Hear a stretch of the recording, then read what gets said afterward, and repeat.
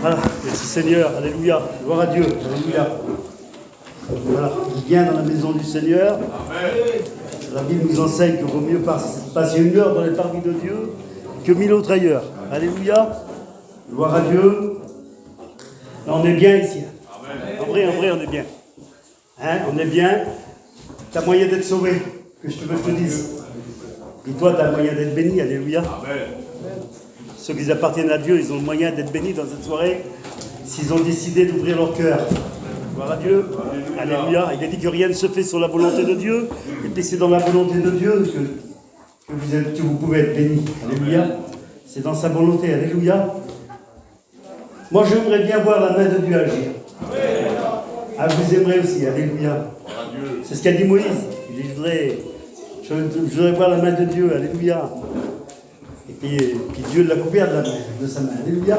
Et je voudrais être couvert de la main de Dieu dans cette soirée.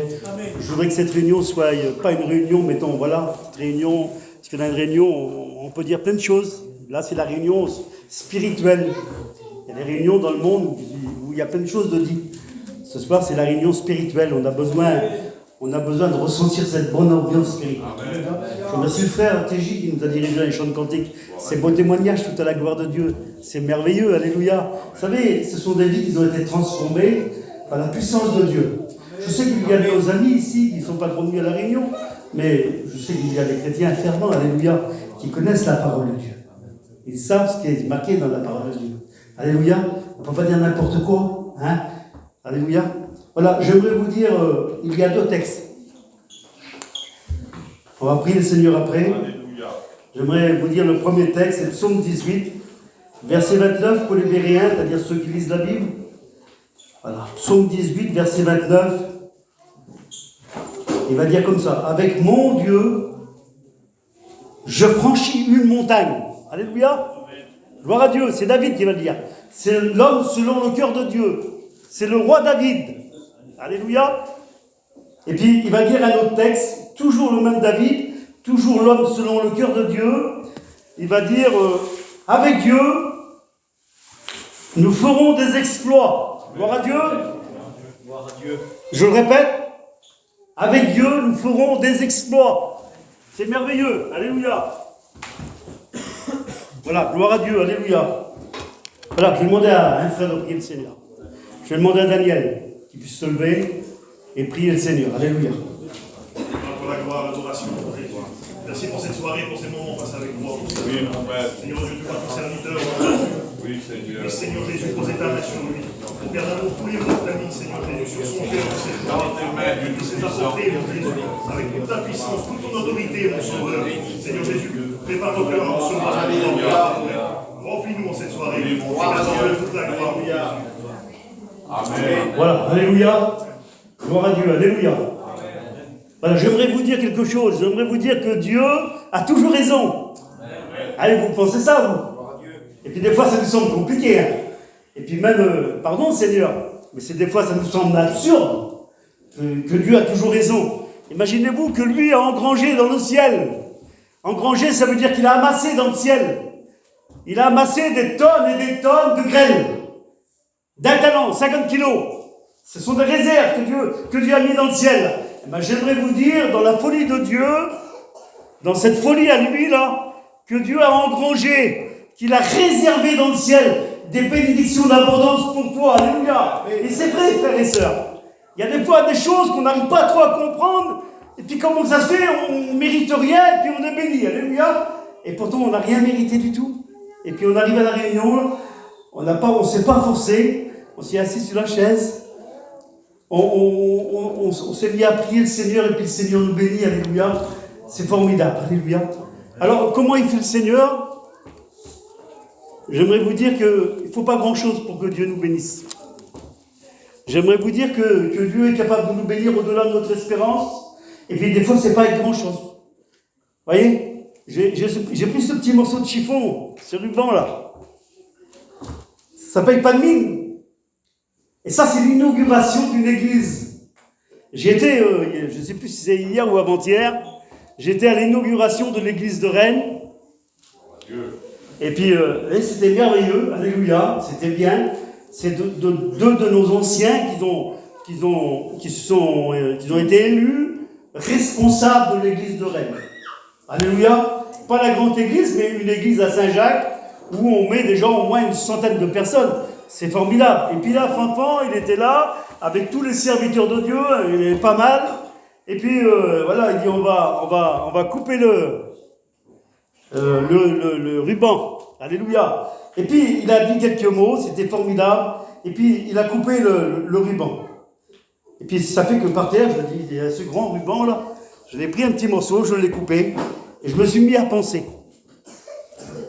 Je me suis mis à penser comment Dieu nous bénit. Comment il fait pour nous bénir? On ne mérite rien, nous.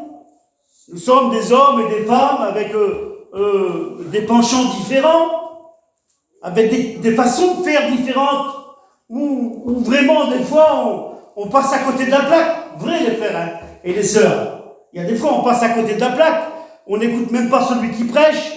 On n'écoute pas les chants de cantiques. Le frère se décarcasse à chanter ou à prêcher, puis on n'est pas là. Voyez, alors comment Dieu nous bénit? On est capable de parler en langue, on est capable d'être béni, d'être rempli de Dieu, avec pas grand-chose. Voyez? Et puis, quand j'ai vu ce petit ruban, là, ça fait que j'en ai parlé à l'église, parce que j'étais avec le troisième, je crois, à parler au niveau de l'inauguration. Puis je dis, avec ce petit ruban-là, ben je dis, Dieu a béni. Voyez? C'est ça. Et puis des fois, on n'y pense pas, on ne prend pas garde. Et puis, je me suis imaginé le petit ruban que la femme, Rahab, vous la connaissez, les sœurs, vous qui lisez la Bible, les frères que vous lisez la Bible, vous la connaissez, cette femme-là, elle méritait rien. C'était une femme de la vie. Une femme qui n'avait pas d'importance, où les gens parlaient même sur elle. Voyez, elle ne volait rien. Ça n'avait pas d'importance, elle ne méritait rien. On aurait passé à côté d'elle, on n'aurait même pas dit, on n'a même pas mis un regard sur elle. Voyez? Et puis à un moment donné, quand il y a eu, quand Josué a décidé de combattre Jéricho, avec l'aide de Dieu, il a envoyé 2 émissaires, 2 hommes. Et puis les hommes là-bas, ils ont été là-bas, puis bien souvent dans la ville de Jéricho, eh ben, il a fallu se cacher. Et puis cette femme qui était là justement, qui ne méritait rien, elle a décidé de les cacher chez elle. Et puis l'homme de Dieu qui était là, voilà, il a dit, voilà, je te donne un petit ruban rouge, tu l'accroches à ta fenêtre. Voyez, je te donne un petit ruban rouge, tu l'accroches à ta fenêtre. Et puis Dieu vous a décidé quelque chose, vous savez. Je vais mettre une parole dans ton cœur. Tu l'accroches dans ton cœur. Et puis Dieu va te bénir. Vous voyez, elle n'a pas fait grand-chose, la femme là. Il semblerait que c'était même pas une sœur. Elle a accroché le petit ruban rouge de la fenêtre. C'est vrai qu'il y a eu les combats. C'est vrai que les murs de Jéricho, ils ont tombé. C'est vrai qu'il y a eu des cris dans Jéricho. Il y a eu des lamentations. Il y a eu cette bataille qui a duré longtemps. Et puis le petit ruban, il flottait toujours là, devant le carreau, là. Et puis elle était chez elle. Vous savez ce qu'elle avait fait chez elle? Elle avait emmagasiné chez elle. Vous savez ce qu'elle avait fait? Elle avait emmagasiné ses parents chez elle, ses frères, sa famille chez elle. Parce qu'elle croyait que le petit ruban, là, c'était une promesse de Dieu. Alors mes frères et sœurs, ce soir, nous avons une promesse de Dieu dans nos cœurs. Il a dit, je te bénirai à toi, mais je bénirai aussi toute ta famille. Vous voyez? C'est fait dans le cœur de Dieu. Dans le cœur de Dieu, frères et sœurs. C'est fait. Mais dans le nôtre, non. Mais dans le cœur de Dieu, c'est fait. La bénédiction est assurée, alléluia. Et puis là, toute la bataille est passée là. Et puis à cause du petit ruban rouge là, il a dit que Dieu l'a gardé, alléluia. Dieu a gardé toute sa petite famille, alléluia. Alors, je vous dis un petit secret de serviteur. Alléluia. J'ai quelques minutes devant moi.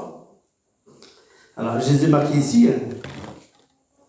J'ai marqué comme ça. Vous voulez, vous, que je vous dise un secret de serviteur. Vous voyez? Secret de serviteur, c'est simple. C'est quand le message passe bien. Vous voyez, quand les gens sont attentifs. Et puis quand ils sont prêts à recevoir de Dieu, là. Et puis c'est un petit peu ça. C'est comme la rosée de l'Hermon qui descend sur la barbe d'Aaron. Là, vous voyez l'huile cette huile qui descend sur sa barbe d'Aaron, sur ses vêtements. Vous voyez, qui vient bénir Aaron, là. C'est comme la rosée de l'Hermon qui vient comme un fleuve le bénir. Alléluia. Il dit comme ça, écoute, au psaume 133. Oh, qu'il est doux, qu'il est agréable, tous les frères de demeurer ensemble. Et il va dire, c'est là que Dieu envoie la bénédiction. Alors, vous voyez, le petit secret d'un serviteur, c'est quand il prêche. Quand il prêche et qu'il voit que l'assemblée est bénie, et bien dans son cœur, alléluia, ben il est béni. Alléluia. Alors, Dieu est capable de tout dans cette soirée. Dieu est capable de nous bénir au-delà de notre espérance. Vous voyez, pas au niveau d'un petit ruban rouge, parce que maintenant c'est dépassé. Il semblerait que c'est dépassé, mais Dieu a d'autres moyens pour nous bénir, alléluia. Et puis le psaume 18, il dit, avec mon Dieu, je ferai des exploits. Il vient, David, lui, de combattre. Et puis je voudrais vous dire que c'est pareil pour nous. C'est pareil pour nous. Ouvre bien les oreilles de ton cœur. C'est exactement pareil pour l'homme et la femme. Il vient de combattre, il vient de faire une guerre. Et puis tout s'est bien passé. Dieu l'a béni. Et bien moi aussi je voudrais être béni. Moi aussi je voudrais être béni dans cette soirée. Je voudrais faire comme David, moi. Vous savez ce qu'il dit David au chapitre 18? Il va dire je t'aime. Et bien devant Dieu, moi aussi Seigneur. Devant Dieu, moi aussi je t'aime Seigneur. Amen. Moi aussi, tu es ma forteresse. Amen. Tu es ma haute retraite. Il avait ces mots-là à dire. Bah oui, c'était bien parce que Dieu l'avait béni. Au chapitre 18, Dieu l'avait béni. Et il pouvait le dire, lui, alléluia. Avec mon Dieu, je franchis une montagne. Je franchis une muraille, alléluia. Quand tout va bien, frères et sœurs, quand le combat qu'on a fait là, il est gagné. Quand Dieu l'a gagné, quand Dieu l'a délivré, on peut dire je t'aime. On peut dire Dieu, tu es ma haute retraite. Dieu, tu es mon refuge. J'ai confiance en toi, Dieu. Amen. C'est bien parce que tu bénis mon foyer, mes enfants, mes petits-enfants, ma famille. Tu guéris celui qui est malade. C'est bien, Seigneur. On est content aussi, nous. Eh bien, moi aussi, je voudrais être content comme David. Je voudrais être content comme le roi David, là. C'est au chapitre 18, vous voyez là, il était content. Avec mon Dieu, je franchis une muraille. Peu importe la muraille qu'il y avait devant lui, elle devait être immense, la muraille. Ça devait être large. Ça devait être pas facile à franchir. Mais avec Dieu, il l'a franchi. Alléluia. Et puis c'est ce que Dieu voudrait faire avec toi dans cette soirée. Il voudrait le faire avec toi. Avec ton cœur, avec ta vie, avec ton foyer, avec ta famille, avec tes enfants, avec tes parents, avec ta compagne, avec ton compagnon. Eh bien Dieu voudrait le faire dans cette soirée. Il voudrait que tu reçoives de lui une bénédiction. Alléluia. Il voudrait te bénir. Alléluia. Écoutez, je passe vite parce que c'est une petite réunion de prière, ça serait bien, parce que ça fait longtemps qu'on n'a pas prié, frères et sœurs. Je pensais à ça cet après-midi, j'étais en train de méditer, puis j'ai pensé à ça. On aime bien nos amis, nous.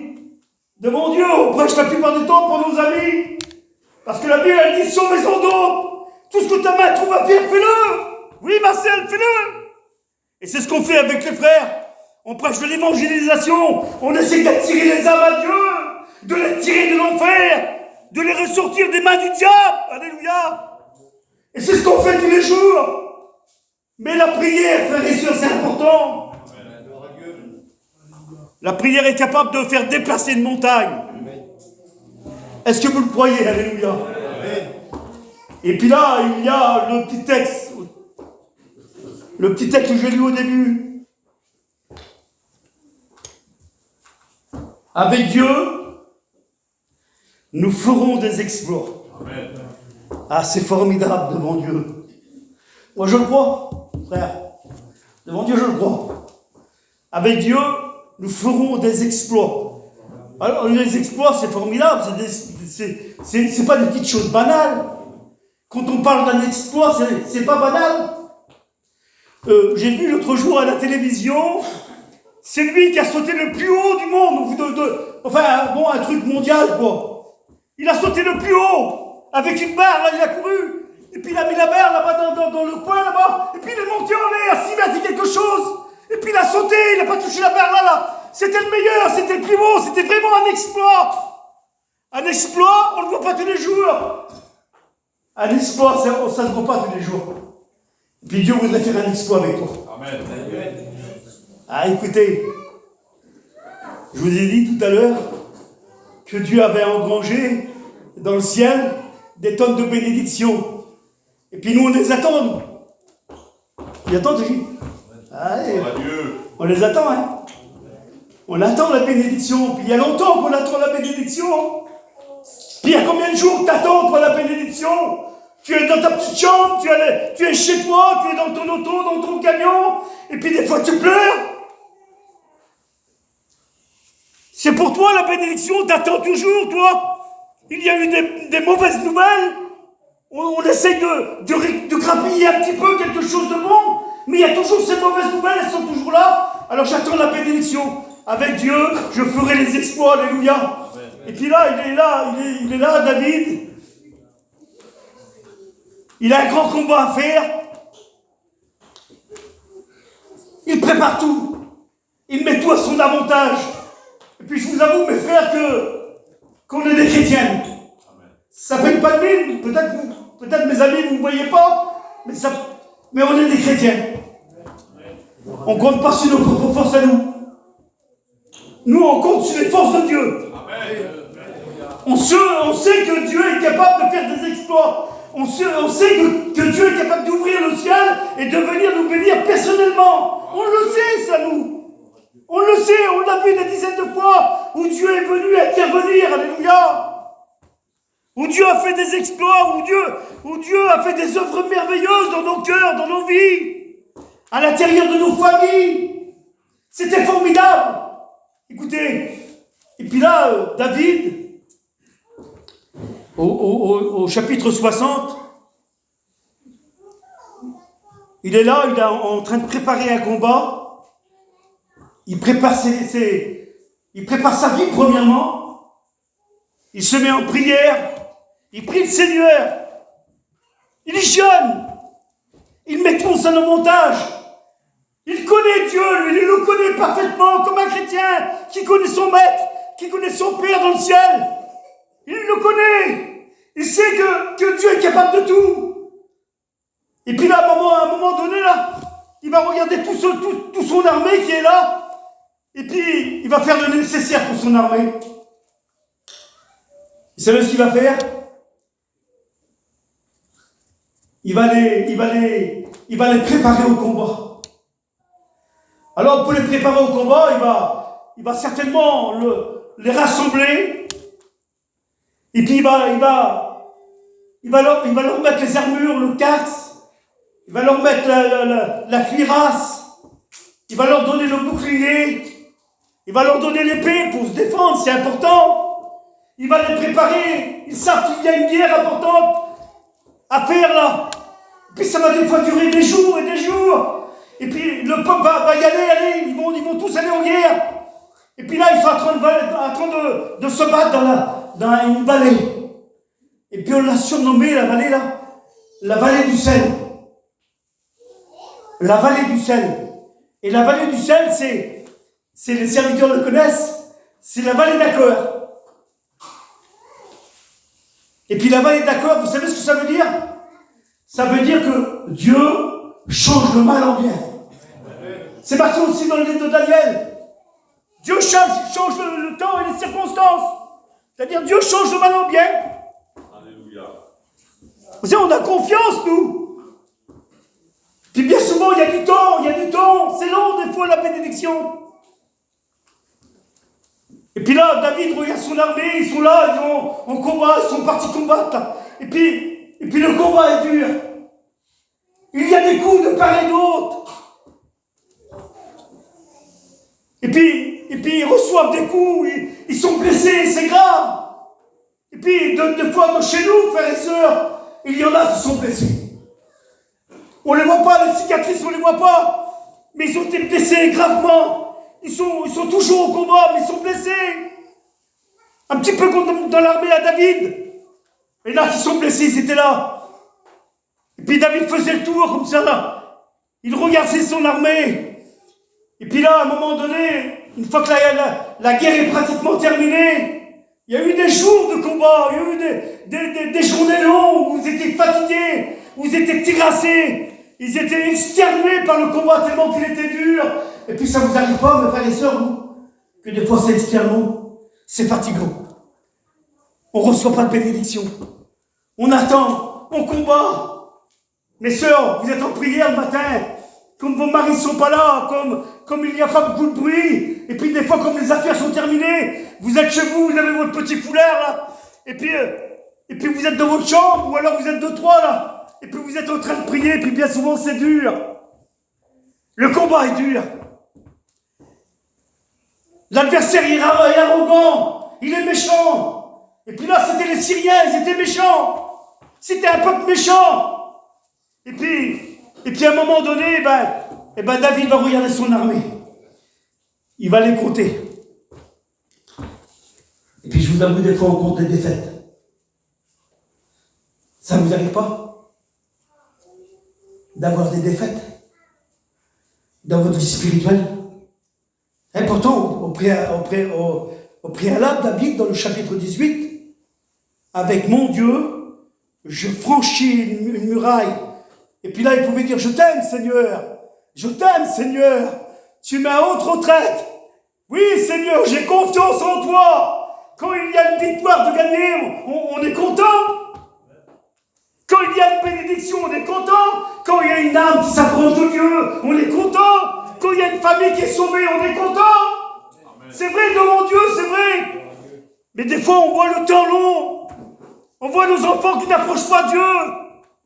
On voit nos familles qui sont plutôt à reculants et qui ne viennent pas à la réunion. C'est compliqué, frères et sœurs.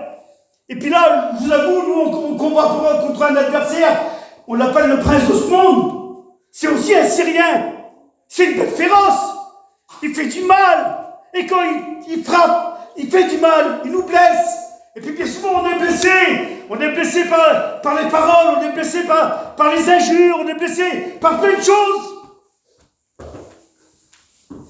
On est blessé par nos défaites à l'intérieur de nos cœurs. Ça ne se voit pas, mais on est blessé. Vous le savez, vous les frères et sœurs. Hein? Parce que vous avez passé par là aussi. On a des malades. Puis réellement, on attend la bénédiction, alors on est blessé. On a besoin de voir la main de Dieu agir. On voudrait tant voir la main de Dieu agir. On aimerait, c'est un désir qui est dans notre cœur. C'est un feu ardent. Seigneur, je voudrais voir la main de Dieu agir. Je voudrais la voir chez moi. Je voudrais voir mes enfants se tourner vers toi. Je voudrais voir ma fille guérie, mon garçon guéri. Je voudrais voir une bénédiction, Seigneur. Je voudrais vraiment la franchir, cette montagne. Et puis David va faire le tour de son peuple. Il va regarder son peuple. Et puis il va compter. Il va compter 12 000 morts. Combien d'entre nous, frères et sœurs, combien d'entre nous ont perdu des batailles? Combien d'entre nous, frères et sœurs, ont été blessés gravement sur le champ de bataille? Parce que nous sommes sur un champ de bataille. La Bible dit que vous n'avez pas lutté contre la chair et le sang. Et il y a des esprits mauvais où nous devons lutter aussi, frères et sœurs, où c'est pas facile de se battre. C'est pas facile d'être spirituel. C'est pas facile de prier le Seigneur. Vous savez, j'expliquais à mon oncle tout à l'heure, j'expliquais un exploit de mon frère Paillon, notre ancien, alléluia. Et puis, il était en train de nous enseigner, il y a déjà quelques années en arrière, parce qu'il y a déjà longtemps qu'il est parti. Et puis, il nous expliquait, il disait, les petits, je vous dis un secret. Maintenant, on peut le dire, parce qu'il n'est plus là, il est parti au ciel. Et puis, il disait ça. Il disait, des fois, je dors. Je dors chez moi. Je suis couché, il dit là. Je dors, et puis Dieu me donne une pensée. C'est ce que je fais? Je me lève. Je me prends une douche. Alléluia. Il se prend une douche. Comme s'il allait dans une grande assemblée. Il se prend une douche. Il se lave comme si c'était le matin de bonne heure. Il était peut-être 11h ou minuit ou 1h du matin ou 2h du matin. Il prenait cette douche-là. Et puis, il prenait son costume. Il prenait son costume. Et puis, il prenait sa chemise là, avec sa cravate. Il mettait sa cravate. Il mettait sa chemise. Il allait au combat, frères et sœurs. D'une manière différente qu'un autre peut-être. Mais il allait au combat. Il allait prier. Il lisait la Bible. Vous voyez, il s'avait mis sur le piédestal pour Dieu. Eh bien, c'est ça qu'on devrait faire, frères et sœurs. Nous devrions être, alléluia. Nous devrions nous tenir sur la brèche, alléluia. Eh bien, David, lui, eh ben, malheureusement, c'était plus le chapitre 18. C'était le chapitre 60, où là, il comptait ses morts. 12 000 morts dans la vallée du sel, dans cette vallée d'accord, dans cette vallée perdue, où il n'y avait pas d'espérance. Puis peut-être qu'il n'y a plus d'espérance autour de toi. Peut-être que c'est terminé, tu te dis, toi. Il y a combien de temps j'ai pas été béni? Il y a combien de temps j'ai pas vu la main de Dieu agir? Et puis ça serait si bien si on verrait la main de Dieu agir. Ça serait si bien. Ça serait si bien si ce soir, si tu repartais d'un pas nouveau. Si ce soir tu parlais en langue. Si ce soir tu serais béni par Dieu. Ça serait si bien. Vous savez, Dieu est capable de remettre quelque chose dans notre cœur, là où il n'y a rien, avec rien. Vous savez pourquoi? Parce que Dieu sait comment faire. Frères et sœurs, Dieu sait comment faire. Nous, on ne sait pas, on n'arrive pas. On est dépourvus, nous. On arrive devant le problème est là. C'est vrai que le problème, il est là. Et puis des fois, on est comme les disciples, Seigneur. Mais comment on va faire, Seigneur? Il y a 15 000 personnes. On n'a rien. Il y a bien un petit jeune garçon qui est là. Il a 2 pains et 3 poissons. On n'a rien, Seigneur, dans les mains. Et puis Dieu est capable de nous dire aussi à nous, eh bien, donnez-leur vous-même à manger. Vous allez faire un exploit. Vous allez franchir une montagne. Vous allez faire un exploit. Dieu est capable de nous le dire. Mais Dieu sait comment faire, frères et sœurs. Il a la solution pour nous. Dieu a la solution pour toi. Il y a tout longtemps que tu n'as pas ressenti la présence de Dieu. Eh bien, Dieu a la solution pour toi. Dieu veut te bénir. Il y a longtemps que tu n'as pas parlé en langue. Eh bien, Dieu veut te renouveler, alléluia, dans le Saint-Esprit. Il y a longtemps que tu n'as pas senti cette bonne odeur du Christ à l'intérieur de ta vie. Eh bien, Dieu est capable de le faire dans cette soirée. Avec pas grand-chose, Dieu est capable de le faire. C'est pour ça que David va dire ça. Avec mon Dieu, je franchis une muraille. Il l'avait compris. C'est pas les mêmes textes, ils sont similaires. C'est pas les mêmes textes. Je franchis une muraille, et puis il dit, avec Dieu, nous ferons des exploits. C'est pas pareil. Et pourtant, ils sont similaires. C'est exactement les mêmes textes. Ils sont pareils. Ça veut dire que Dieu assemble, frères et sœurs. Voilà ce que ça veut dire. Et bien, Dieu va assembler dans cette soirée. Tu es parti un petit peu de la maison de Dieu. Tu es dans la réunion, mais tu es parti un petit peu de la maison de Dieu. Et bien, Dieu veut t'assembler. Dieu veut faire connaître encore les bénédictions de Dieu. Il n'a pas changé. La Bible dit qu'il est le même hier, aujourd'hui, éternellement. Dieu ne change pas, frères et sœurs. Dieu ne change pas. Dieu est capable de nous bénir au-delà de notre espérance. Il va le faire, alléluia. Vous croyez qu'il va le faire? Est-ce que vous croyez, alléluia? On est ensemble dans la bénédiction de Dieu. Dieu veut quelque chose de bon pour nous, frères et sœurs, alléluia. Avec mon Dieu, je franchis une muraille. Avec mon Dieu, nous ferons des exploits. C'est pourquoi nous ferons des exploits. Pourquoi il met ça comme ça? Nous, parce qu'on est plusieurs. Il y a des moments où on est tout seul. Et bien même tout seul, Dieu est capable de te faire franchir une muraille. Mais quand tu es plusieurs, alléluia, et bien Dieu est capable, alléluia, de nous faire ensemble, voyez, surmonter les problèmes, les difficultés, les soucis. Il y a un problème, et bien avec Dieu, on va la franchir. Alléluia. Avec Dieu, on va faire des exploits. Avec Dieu, on va monter sur la montagne. Alléluia. Dieu veut bénir. Alléluia. En plus, Seigneur. Alléluia. Nous voulons te bénir, Seigneur. Nous voulons te rendre grâce. Nous voulons te remercier pour ton œuvre.